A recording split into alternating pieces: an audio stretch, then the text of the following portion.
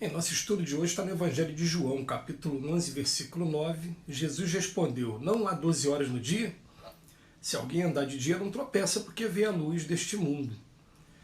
Emmanuel comenta na lição 153 do livro Pão Nosso, Não Tropecemos. O conteúdo da interrogativa do Mestre tem vasta significação para os discípulos da atualidade. Não há 12 horas no dia? Conscientemente, cada qual deveria inquirir de si mesmo em que estará aplicando tão grande cabedal de tempo. Fala-se com ênfase do problema de desempregados na época moderna.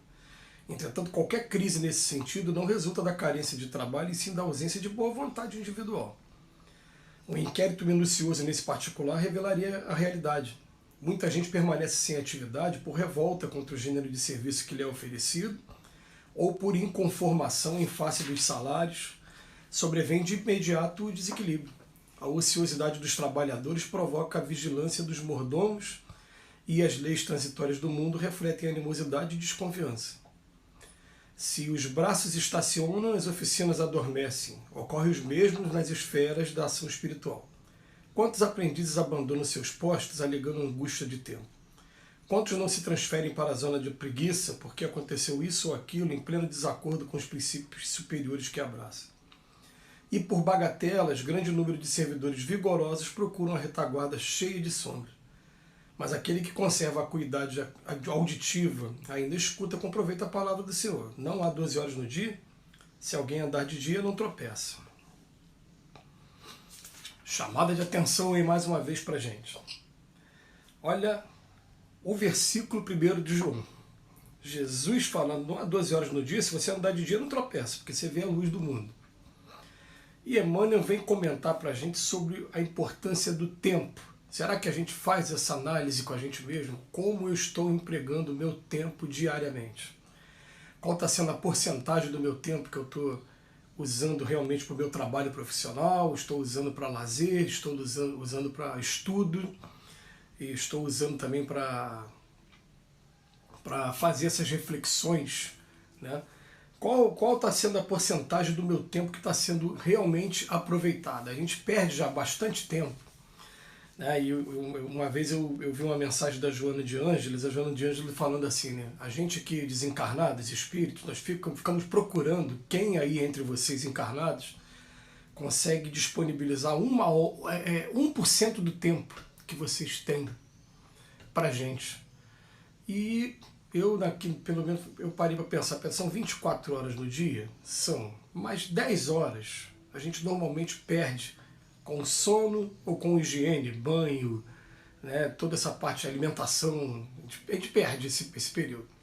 Às vezes até um pouquinho mais do que isso, mas vou arredondar para 10. 24 menos 10, 14 horas. Se você multiplicar 14 vezes 7 e tirar 1%, dá menos de 1 hora por semana. Os espíritos ficam procurando quem de nós tem a predisposição de doar 1 hora da semana para eles poderem utilizar a gente como instrumento aqui. Instrumento para quê? O instrumento seja para poder estar trazendo a mensagem do Evangelho, a mensagem da doutrina espírita, ou seja, realmente para estar usando as mãos mesmo para fazer algum trabalho que seja assistencial, enfim.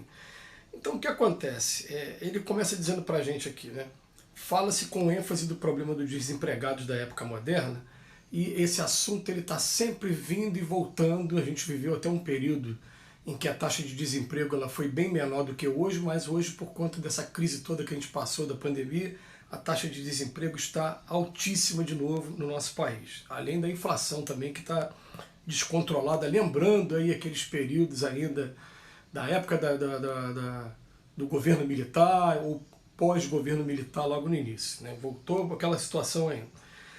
E Emmanuel vem falar para a gente o seguinte, ó, qualquer crise nesse sentido não resulta de carência de trabalho. Trabalho tem a vontade, resulta da ausência de boa vontade individual. Porque pelo menos a gente tem um jargão aqui com a gente, né? Quando a necessidade está batendo, a gente não escolhe muito trabalho. A situação está difícil, a gente vai em primeiro lugar, buscar ter algum trabalho. Depois que teve esse trabalho, aí sim vou procurar buscar trabalhos melhores, mas o ideal é não ficar parado. A gente vai encontrar sim alguns companheiros que às vezes por vaidade, às vezes até mesmo por questão de tem qualidade, a gente não vai nem negar a qualidade, mas eles se recusam às vezes a baixar um pouco o preço deles, né, no mercado de trabalho por conta da valorização do trabalho profissional dele. Tudo bem, isso é muito válido, cada profissional tem que ter o seu valor. Agora, o que não pode realmente é chegar ao ponto de passar necessidade porque está se recusando a abaixar o preço do trabalho, quando na verdade, né, a gente está vivendo uma realidade diferente, todos nós estamos numa crise muito grande, a nossa capacidade de compra diminuiu bastante e a gente tem que se adaptar ao que está acontecendo na realidade nos dias de hoje. Então todos nós, ninguém consegue escapar disso. Aliás, a crise que a gente vem vivendo hoje, né, ela está tão grande que até aquelas pessoas que são mais detentoras hoje de posses, elas estão sentindo hoje drasticamente também perda de funcionários, não estão conseguindo pagar os funcionários, muitas ações na justiça, enfim. Isso vem acontecendo, mas ele vem chamar atenção para a gente. Não é carência de trabalho, é ausência de boa vontade individual. Se você fizer uma investigação, um inquérito minucioso, você vai ver a realidade, que muita gente permanece sem atividade porque está revoltado contra o gênero do serviço ou contra o que vai ganhar. E quando eu começo fazendo essa classificação, né, para depois dizer, ó, a ociosidade dos trabalhos é que vai provocar um montão de problema aí para a gente. Né? Porque o que acontece é mente vazia, oficina do obsessor. Isso que vocês pensarem não existe não. Né? Agora ele faz um paralelo para a gente para atividade espiritual. Ele fala, se os braços estacionam, as oficinas adormecem. Músculo que não é exercitado, atrofia. Aquela passagem do Evangelho fala, aquele que mais tem, mais vai receber. Agora aquele que não tem, até o pouco que tem vai ser retirado. Que ele está menosprezando, não está utilizando da melhor maneira possível, vai perdendo com o tempo. O músculo vai atrofiando, aquilo que você estudou, você esquece, se ele não está fazendo a manutenção daquilo. Ele vem fazer um paralelo agora com relação às atividades espirituais que a gente elege. E nós estamos vivendo uma época que é muito grande o número de companheiros, pelo menos aqui no meu ciclo de amizade, que estão procurando alguma atividade espiritual. A gente vai chamar de atividade espiritual, principalmente aquela que não tem uma remuneração e que está visando atender de coração a necessidade de alguma pessoa ou algum grupo de pessoas. Então ele vem falar assim, ó, quantas aprendizes abandonam seus postos alegando angústia de tempo? Gente, quando você gosta de fazer a coisa, você vai arrumar tempo para fazer a coisa.